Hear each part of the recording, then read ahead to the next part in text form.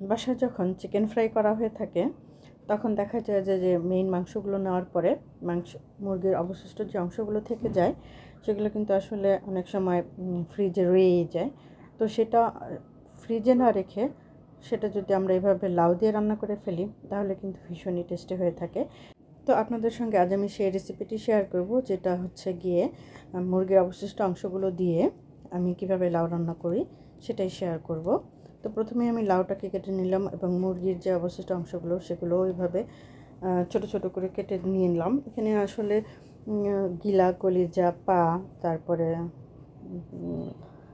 ছোট ছোট আরও যে বুকের মাংসগুলো বা বুকের যে খাঁচার হাড্ডিটা সেগুলো আমি ছোট ছোট করে কেটে নিয়েছি। তারপরে আমি একটা কড়াইতে তেল দিয়ে সেগুলোকে আমি লবণ এবং মরিচ দিয়ে খুব ভালোভাবে একটু ভেজে নিয়েছি। অবশ্যই এই কাজটা করে নিতে হবে, অবশ্যই একটু ভেজে নিতে হবে, এমনভাবে ভাজতে হবে যাতে এর যে অতিরিক্ত পানিটা শুকিয়ে যায় একদম।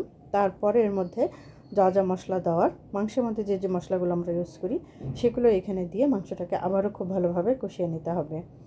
মাংসটা যখন খুব ভালোভাবে কষানো হয়ে যাবে তখন আমি এখানে কিছু পরিমাণ গরম মশলাও দিয়ে দিলাম, দিয়ে আবারও মাংসটাকে খুব ভালোভাবে একটু পানি দিয়ে আবারও কষিয়ে নিলাম। এখন কষানো যখন হয়ে যাবে, এই পানিটাও যখন একদম শুকিয়ে যাবে, তেল উপরে চলে আসবে, তখন কিন্তু এখানে আর কোনো রকম পানি ইউজ করা যাবে না। জাস্ট লাউটা দিয়ে তারপর এটাকে খুব ভালোভাবে মিশিয়ে নিয়ে রান্না করে নিতে হবে। লাউটা দেওয়ার পর খুব ভালোভাবে মাংসের সঙ্গে মিশিয়ে নিতে হবে এবং এখানে আর কোনো রকমই পানি ইউজ করা লাগবে না, কারণ লাউ থেকে যে পরিমাণ পানি বের হবে সেটা দিয়েই এই তরকারিটা রান্না কমপ্লিট হয়ে যাবে। তো আমরা লাউটাকে খুব ভালোভাবে সব কিছুর সঙ্গে মিশিয়ে নিলাম।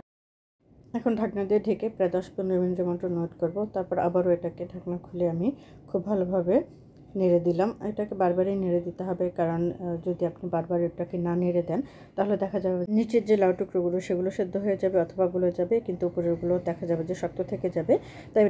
তাই লাউ রান্না করতে হলে সবসময় এই জিনিসটা খেয়াল রাখতে হবে যে বারবারই এটাকে নেড়ে দিতে হবে এবং উপরেরগুলো নিচে এবং নিচেরগুলো উপরে, এভাবে বারবারই নাড়তে হবে। আমার মতো কে কে এই রান্নাটা করে থাকেন অবশ্যই কমেন্ট সেকশনে জানিয়ে যাবেন। আমি অপেক্ষায় থাকবো আপনাদের আমার মতন কে কীভাবে রান্না করে থাকেন সেটা জানার জন্য। আর যারা এইভাবে রান্না করে থাকেন তাদের কাছে এই রেসিপিটা কেমন লাগে সেটাও অবশ্যই জানিয়ে যাবেন। আমার কাছে তো এই রেসিপিটা খুবই ভালো লাগে, কারণ আমি মাঝে মাঝে এই রান্নাটা করে থাকি। যখনই মুরগির অতিরিক্ত জিনিসগুলো থেকে যায় তখন আমি এভাবে লাউ দিয়ে অথবা পেঁপে দিয়ে অথবা বুটের ডাল দিয়ে অথবা মুগ ডাল দিয়ে আমি এই মুরগির যে অতিরিক্ত অংশগুলো থাকে সেগুলো এভাবে রান্না করে ফেলি। আপনাদের কার কাছে এই রান্নাটা কেমন লাগে অবশ্যই কমেন্ট সেকশনে জানিয়ে যাবেন। আর আপনাদের সাথে কথা বলতে বলতে আমার রান্নাও মোটামুটি শেষের দিকে চলে এসেছে। আমি এখন প্রায় 4-5টা কাঁচামরিচ মাঝখান থেকে ভেঙে দিয়ে অ্যাড করে দিলাম এবং সাথে সামান্য পরিমাণ ভাজা জিরার গুঁড়ো অ্যাড করে দিলাম।